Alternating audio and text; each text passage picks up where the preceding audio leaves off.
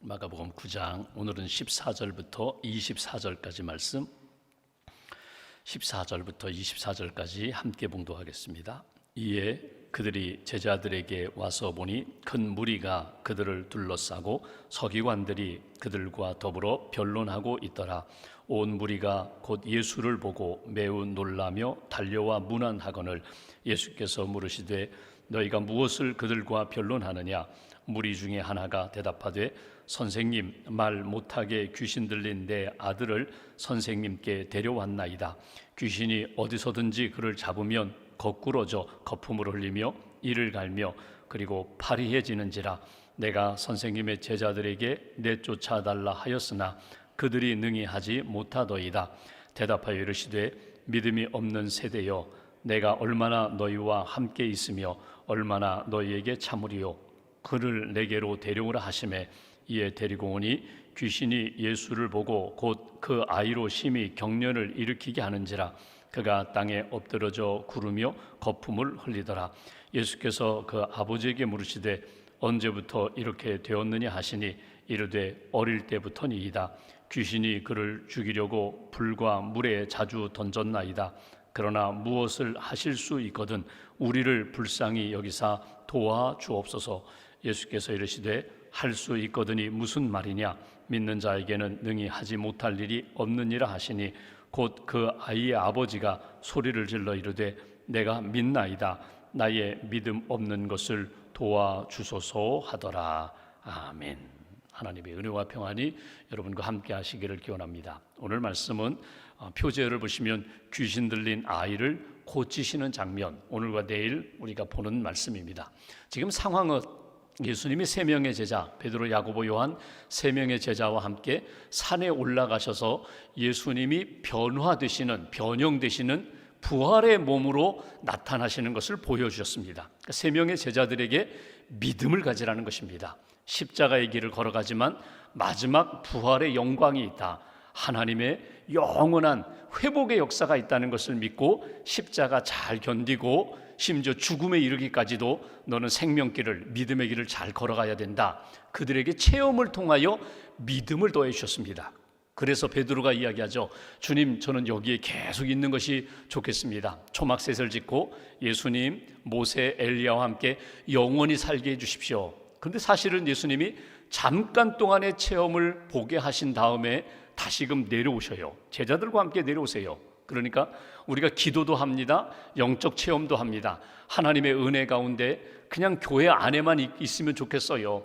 예배만 드리면 좋겠어요. 기도하면서 그냥 주님과 교제만 하면 좋겠어요. 그것이 아니라 영적으로 충전이 됐으면, 은혜 받았으면, 믿음의 사람이 되었으면 세상 속에 나아가 빛으로 살고 소금으로 살고 믿음의 사람답게 예수 그리스도의 증인으로 살아야 돼. 제자들과 함께 내려오셨습니다. 내려왔더니 변론이 일어났다는 거예요. 그건 뭐냐면 한 아버지가 귀신 들린 아이를 데리고 예수님께 왔어요. 예수님께 고쳐달라고 하는데 예수님은 보이지 않고 9명의 제자들만 있는 것입니다. 사정을 이야기했겠죠. 내 아들이 귀신 들려서 불 속에 들어가고 물 속에 들어가고 감당이 안 됩니다. 좀 고쳐주십시오. 이때 제자들이 예수님 잠깐 보이지 않는데 오시면 예수님이 고쳐주실 것입니다. 이렇게 하든지 아니면 그들이 정말 믿음으로 그 영혼을 위하여 기도하고 치유의 역사, 하나님의 치유의 역사에 그들이 헌신하며 믿음으로 나아가든지 그래야 될 텐데 그들이 예수님을 기다리지도 않았고 믿음으로 기도하지 않고 믿음으로 그를 치유하지 않고 얼마 전에 2명씩 짝지어서 전도여행 다니면서 능력 경험해 봤거든요. 나가서 병든 자도 고쳐봤거든요. 그러니까 과거의 경험을 가지고 그냥 형식적으로 고치려고 하다가 오히려 더 이 귀신 들린 아이가 더 힘들게 하는 그런 역사를 보고 오늘 주변 사람들이 수군거리는 거예요. 특별히 바리새인들이 예수님의 제자들을 향하여 너희 선생이 진짜 메시아 맞느냐? 너희가 이런 모습인 거 보니까 너희 선생 가짜 아니냐? 이런 변론이 일어났다. 이것이 오늘 본문의 배경입니다. 여러분, 우리가 인생을 살아가면서 내가 감당하기 어려운 문제를 만날 때가 있어요. 내가 다 해봤어요.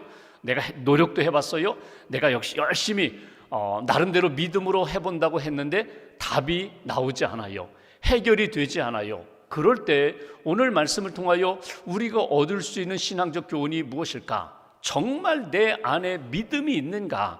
내가 정말 하나님의 능력 가운데 살고 있는가? 나를 점검하면서, 내 믿음을 점검하면서 우리가 확인하고 붙들어야 할 것이 무엇인가? 그것이 오늘 본문을 통하여 우리가 얻을 수 있는 신앙적 교훈입니다. 말씀을 한번 읽어보겠습니다. 먼저 14절 보시면 이렇게 표현합니다. 이에 그들이 예수님과 함께 3명의 제자들에게 와서 보니 큰 무리가 그들을 둘러싸고 서기관들이 그들과 더불어 변론하고 있더라. 서기관들, 성경을 잘 알고 있는 그들이 예수님의 제자들과 함께 무엇을 변론했다고요? 너희 선생 정말 메시아 맞느냐? 하나님의 아들 맞느냐? 뭐 이런 이야기. 너희들 왜 이렇게 능력이 없느냐? 너희들 왜 이렇게 한 가정, 아버지와 아이를 이렇게 괴롭히느냐? 16절 보십시오. 너희가 무엇을 그들과 변론하느냐? 무리 중에 하나가 대답하되 선생님, 말 못하게 하는 귀신 들린 내 아들을 선생님께 데려왔습니다. 데려왔는데 여기 18절 보시면 쫓아내지 못했다는 거예요. 여기 귀신이 어디서든지 그를 잡으면 거꾸러져 거품을 흘리며 이를 갈며 그리고 파리해지는지라 내가 선생님의 제자들에게 내쫓아달라 하였으나 그들이 능히 하지 못하더이다. 여러분, 이 표현은 뭐냐면 당신 제자가 이 모양입니다. 왜 능력이 없습니까? 그냥 기다리든지 아니면 능력으로 고쳐두든지 그래야 될 텐데 왜 우리를 더 괴롭게 합니까? 이 상황 가운데 예수님이 주시는 말씀, 첫 번째로 우리가 딱 붙잡을 말씀이 이것입니다. 19절 말씀, 대답하여 이르시되 믿음이 없는 세대여 내가 얼마나 너희와 함께 있으며 얼마나 너희에게 참으리요 그를 내게로 데려오라. 여기 주목할 것은 믿음이 없는 세대여. 원인이 어디에 있을까? 왜 능력을 나타내지 못했을까? 왜 예수님의 제자들 9명이 달려들어서 고친다고 하는데 왜 이렇게 더 괴롭게 만들었을까? 예수님의 진단은 이것입니다. 믿음이 없기 때문이다. 믿음이 없는 세대요. 그럼 우리가 한번 생각해 보죠. 정말 제자들의 믿음이 없나요? 아니에요. 믿음이 있어요. 믿음이 있는데 그 믿음이 식었어요. 그 믿음이 방전되었어요. 믿음이 껍데기만 남아있고 하드웨어, 틀만 남아있고 그 안에 정말 내용물은 이미 사라져 버렸어요. 다시금 충전하고 채워야 되는데 그 채워야 할 것들을 채우지 못하니까 형식적인 것만 가지고 아이를 고치려고 하다 보니까 오히려 더 괴롭게 만들었다는 거예요. 오늘 이 아침에 우리가 먼저 점검할 것은 내 믿음의 실체가 어떠냐 하는 것입니다. 내 믿음의 실체. 나는 오랫동안 교회 다녔는데요. 나는 직분을 가지고 있는데요. 내가 성경을 몇 번 통독하고 성경 공부를 얼마나 많이 했는데요. 여러분, 그렇다면 정말 내 안에 살아있는 믿음이 있는가? 하나님이 내게 주신 능력 있는 믿음으로 나는 살고 있는가? 그걸 점검하시라는 거예요. 눈에 보이는 껍데기의 신앙, 껍데기의 믿음이 아니라 그 속에 있는 정말 하나님이 기뻐하시는 무엇이든지 믿음으로 구하고 응답받는 예수님의 이름으로 기도하고 하나님의 능력을 체험하는 그 살아있는 믿음, 그 생명의 믿음이 내 안에 있는가? 여러분, 우리가 휴대폰을 사용하는데 여러분 아침에 이렇게 출근할 때에 충전해가지고 이렇게 일터로 가고 또 가정에서 휴대폰을 사용하죠. 저녁이 되고 잠들기 전에 이렇게 보면은요, 이미 다 방전됐어요. 이미 다 휴대폰 다 사용해서 이제 빨간불 들어와요. 그러면 어떻게? 다시금 이렇게 꽂죠. 전원과 연결시켜서 다시금 충전시킵니다. 그리고 그 다음날 충전된 휴대폰을 가지고 사용하잖아요. 믿음도 똑같습니다. 믿음도 하나님 앞에서 우리가 가지고 있는 여러 가지 신앙의 모습들을 우리가 계속 틀로 가지고 있는데 여러분, 하나님 앞에서 우리가 기도하고 말씀으로 성령으로 충만하게 채워지지 않으면 껍데기의 신앙을 가지고 살 수밖에 없다는 거예요. 오늘 제자들의 모습이 바로 그렇습니다. 너희에게 믿음이 없기 때문이다. 그 믿음은 어떤 믿음입니까? 예수 그리스도가 정말 구원자가 되시고 치료자가 되시고 온전케 회복시켜 주신다는 그 믿음. 그 믿음이 살아있다면 이렇게 될 수가 없다. 그렇다면 왜 이들이 믿음이 없는가? 우리가 내일 보겠지만 여기 29절에 보면은 예수님 이렇게 말씀하십니다. 기도 외에 다른 것으로는 이런 종류가 나갈 수 없느니라. 너희들이 왜 믿음이 이렇게 방전되었는가? 능력 없는 믿음이 되었는가? 껍데기의 믿음이 되었는가? 기도하지 않았기 때문이라는 거예요. 기도하면은 채워주실 텐데 하나님을 의지하고 하나님과 동행하면 하나님과 연결되면 기도로 너희들이 능력 있는 믿음이 되었을 텐데 기도하지 않고 마치 그냥 내 마음의 그릇에 믿음을 마치 물처럼 담고 가만히 있으니까 다 증발해버린 것 아닌가. 여러분, 기도라는 것은요, 하나님과 연결되는 거거든요. 하나님과 함께 하는 거거든요. 기도하면 하나님 아시고 내 안에 역사하시고, 기도하면 채워주시고, 기도하면 버릴 것 버리게 하시고, 붙잡을 것 붙잡게 하시는 그 기도가 없었기 때문에 결국 너희들이 오늘 이렇게 믿음 없는 자로서 능력을 행하지 못한 거야. 이것이 예수님이 말씀하신 내용입니다. 제자들의 모습을 보십시오. 지금 예수님과 3명의 제자가 사라졌어요. 그들 마음 가운데 어떤 마음이 들었을까요? 꼭 예수님은 꼭 그 3명만 데리고 어디 가시더라. 베드로, 야고보, 요한 3명만 특별히 사랑하시더라. 예수님이 3명만 제자 데리고 따로 나아가서 말씀도 주시고 기적을 경험하게 하신 일들이 몇 번 있었거든요. 그러니까 남은 9명의 제자들의 지금 마음이 불편한 거예요. 여러분, 예수님이 계시지 않으니까 이제 기도하지 말아야지, 아이고 주님 바라보지 말아야지, 기다리지 말아야지. 여러분, 이건 인간적인 생각이거든요. 예수님이 나중에 겟세마네 동산에서 여러분 제자들과 함께 깨어 나와 함께 기도하자 계속 강조하시는데 베드로를 비롯한 모든 제자들은 그냥 쿨쿨 잠을 잤어요. 예수님이 그러시죠. 마음은 온유로되 육신이 약하도다. 예수님이 그렇게 긍휼히 여기시니까 그 말씀하시는 거지. 결정적인 시간에 기도하지 않으니까 마지막 십자가 지는 시간에도 주님을 따라가지 못했거든요. 그러니까 우리가 왜 믿음이 없는가, 왜 내가 자꾸 세상적인 것들로 채워지는가, 정말 하나님과 붙잡고 기도하고 씨름하는 야곱과 같은 기도의 사람이 되지 않으면 나도 모르게 인간의 사람이 되고 세상적인 사람이 되고 이렇게 결정적인 시간에 능력 없는, 예수님을 부인하고 예수님을 떠나는 그런 모습이 된다는 거예요. 예수님이 말씀하십니다. 기도해야 할 때에 기도해야, 하나님과 연결되어야 하나님이 주시는 능력과 믿음의 사람이 되는 거야. 사무엘이 그랬죠. 나는 기도하는 것을 중단하는 죄를 범하지 않겠다. 나는 나라를 위하여 기도하겠다. 하나님의 역사를 위하여 기도하겠다. 내 인생이 기도 멈추면 나는 죄인이 되는 거야. 기도 멈추면 죄에 빠지는 거야. 여러분, 기도하지 않는 것도 죄고요, 기도하다가 잠깐 멈추는 것도 죄고요, 중요한 것, 기도 없이 무슨 일을 하는 것들은요, 그건 하나님 보시기에 아름다운 역사가 아니에요. 크고 작은 모든 일들 가운데 먼저 기도하고 하나님의 은혜를 구하고 평안을 구하고 능력을 구하고 감당하는 믿음의 사람이 되어라. 이것이 오늘 주시는 가장 중요한 메시지예요. 여러분, 오늘 하루 이렇게 스케줄을 보면은 여러 가지 일들이 있습니다. 해야 할 일이 있어요. 주님의 일도 있고 가정의 일도 있고 또 일터에서 해야 할 일들도 있고 자녀를 위해서 또 선교지를 위하여 우리가 감당해야 할 일들이 있거든요. 근데 무엇으로부터 시작하시라고요? 하나님의 이름을 부르고 기도하면서 하나님과 연결되어서 시작하시라는 거예요. 나 혼자 뛰지 말고 하나님과 동행하며 뛰는 것, 이것이 기도고 이것이 믿음의 사람이고 하나님이 기뻐하시는 역사다. 오늘 제자들이 왜 그렇다면 기도하지 않았을까? 믿음이 없다? 왜 믿음이 없는가? 기도하지 않았기 때문이다. 왜 기도하지 않았는가? 인간적으로 보면요, 기분 나빠서 기도하지 않은 거예요. 기분 나빠서 주님을 전적으로 의지하지 않은 거예요. 보십시오. 9명의 제자들이 어떤 마음이라고요? 좀 불편해요, 마음이. 예수님 어디 가셨을까? 꼭 3명의 제자들만 데리고 가시더라? 그러니까 자기들은 버림받은 것 같아요. 그 감정 때문에 하나님 앞에서 기도하고 예수님의 이름으로 의지하며 나아가야 할 그때에 인간적인 감정이 더 앞서게 되니까 기도하지 않는 거예요. 여러분, 우리가 신앙생활하면서 기분이 안 좋아서 요즘 그런 상황이 아니야, 기분이 안 좋아서 기도하지 않는다, 기분이 안 좋아서 예배드리지 않는다, 기분이 안 좋아서 성경 공부하지 않는다, 이건 전적으로 내 영적 생활의 손해입니다. 힘들고 어려울 때는요, 더 주님 앞에 엎드려야 돼요. 마틴 루터가 하루에 2시간 기도했다고 하죠, 새벽에. 그리고 큰 일이 있으면 더 많이 기도했다고 하죠, 3시간 4시간. 왜? 실수할 수 있으니까, 죄를 지을 수 있으니까 하나님 앞에 더 기도하면서 하나님의 뜻 놓치지 않게 해달라고, 하나님의 말씀과 은혜와 능력으로 채워달라고.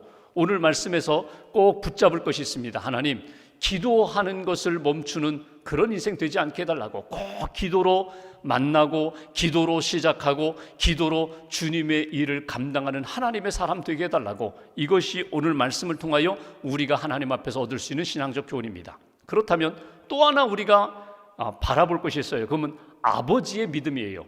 오늘 이 귀신 들린 아들을 데리고 온 아버지는 어떤 믿음이었는가? 여기 보십시오. 21절 말씀 보십시오. 예수님이 아버지에게 물으셨습니다. 언제부터 이렇게 되었느냐? 어릴 때부터입니다. 22절. 귀신이 그를 죽이려고 불과 물에 자주 던졌나이다. 그러나 무엇을 하실 수 있거든 우리를 불쌍히 여기사 도와주옵소서. 여러분, 이건 참 한편으로는요, 보여. 무엇을 하실 수 있거든, 이것은 예수님을 모욕하는 거나 마찬가지거든요. 당신은 할 수 있을까요? 당신 제자들이 못하는 거 보니까 당신도 못할 것 같은데요. 이렇게 들릴 수도 있는 내용이거든요. 예수님을 모욕하는 내용이에요. 그런데 22절 후반부, 우리가 오늘 붙잡고 기도할 내용, 우리를 불쌍히 여기사 도와주옵소서. 나를 불쌍히 여겨주세요. 그 얘기 뭐예요? 나는 아무것도 못하겠어요. 의지할 것 없어요. 당신만 붙잡겠습니다. 하실 수 있거든, 하실 능력이 있다면, 소문을 들었는데 당신은 할 수 있다고 하는데 우리를 불쌍히 여기사 도와주옵소서. 여러분, 성경에 나오는 기도, 또 믿음의 사람들의 기도 가운데 정말 하나님이 기뻐하시는 기도가 어떤 그 기도인가 하면, 하나님 저는 죄인입니다. 하나님 저는 연약합니다. 저를 불쌍히 여겨달라는 기도예요. 불쌍히 여겨주세요. 어떤 자격이 있어서가 아니라, 의롭기 때문이 아니라, 저는 이렇게 연약하고 의지할 것 없으니 저를 불쌍히 여겨주셔서 받아주세요. 붙들어 주세요. 회복시켜 주세요. 오늘 이 아버지의 그 간절한 마음으로 우리가 이 아침에 기도할 필요가 있어요. 불쌍히 여겨주세요. 나를 불쌍히 여겨주세요. 그랬더니 예수님이 뭐라고 말씀하세요? 23절. 할 수 있거든이 무슨 말이냐? 믿는 자에게는 능히 하지 못할 일이 없느니라. 할 수 있거든이 무슨 말이냐? 내가 할 수 있다? 그 시험하지 말라는 거예요. 주께서는 능히 하시지 못할 일이 없다. 기도하고 믿음으로 구하면 응답받는 거야. 그러자 24절, 그 아이의 아버지가 소리질러 이르되 내가 믿나이다. 믿습니다. 나의 믿음 없는 것을 도와주소서. 두 가지 도와달라고 기도해요. 불쌍히 여겨서 도와주세요. 믿음 없는 나를 도와주세요. 믿음을 다 주세요. 먼저 믿음을 주시고 그 믿음으로 구할 때에 하나님의 치유하심과 회복하심을 우리가 받게 해주세요. 이것이 오늘 아버지의 마음, 아버지의 기도입니다. 두 그룹이 나와요. 하나는 예수님의 제자들, 여러분 예수님과 함께 말씀을 듣고 기적을 경험하며 사명도 받았어요. 근데 이 제자들의 믿음이 없어요. 껍데기의 믿음이에요. 형식적인 믿음이에요. 근데 이 아버지, 아들 데리고 와서 고쳐달라고 하면서 마지막에는 믿음 없는 거 도와주세요. 불쌍히 여겨주세요. 제가 믿습니다. 하나님의 능력으로 내 아들 고쳐주세요. 그리고 예수님이 그 아들을 고쳐주시는 것이 오늘 본문의 내용입니다. 오늘 여러분 하나님 앞에 기도할 때 이렇게 기도하면 반드시 성령님을 통하여 주시는 마음이 있어요. 생각나는 말씀이 있어요. 내게 주시는 확신이 있어요. 그거 꼭 붙잡으세요. 의심하는 일들, 세상의 것들이 아니라 주님이 주시는 마음 꼭 붙잡으시고, 주님 제가 믿습니다. 도와주세요. 나를 불쌍히 여겨주세요. 하나님의 능력 가운데 회복시켜주세요. 간절히 기도하시고 하나님과 연결된 신앙 안에서 오늘 하루도 그 믿음으로 승리하는 저와 여러분들의 삶이 되시기를 주님의 이름으로 기원합니다. 기도하겠습니다. 오늘 말씀 붙잡고 우리가 함께 기도합니다. 오늘 아버지의 믿음을 다시 한번 나의 믿음으로 고백합니다. 나의 믿음 없음을 도와주옵소서. 나를 불쌍히 여겨주옵소서. 제가 주님을 믿습니다. 주님께서 능히 하실 줄 믿습니다. 주님 붙들어 주시고 도와주세요. 과거에 가지고 있었던 믿음, 과거에 경험했던 체험이 아니라 오늘 내가 믿음으로 간구하고 오늘 하나님의 응답받고 살기를 소망합니다. 살아있는 믿음으로, 생명력 있는 믿음으로 오늘도 하나님의 은혜를 받게 해달라고, 하나님의 회복하심으로 우리의 인생이 주 안에서 평강의 삶을 살아갈 수 있도록 도와달라고, 하나님 인간적인 마음으로 섭섭한 마음, 불평스러운 그런 입술이 우리 안에서 떠나가게 하시고 하나님 기뻐하시는 온전한 믿음으로 주님과 함께 살고 주님의 영광 이루며 살게 해달라고 오늘 말씀 붙잡고 마음 모아서 함께 기도하겠습니다. 주님 감사합니다.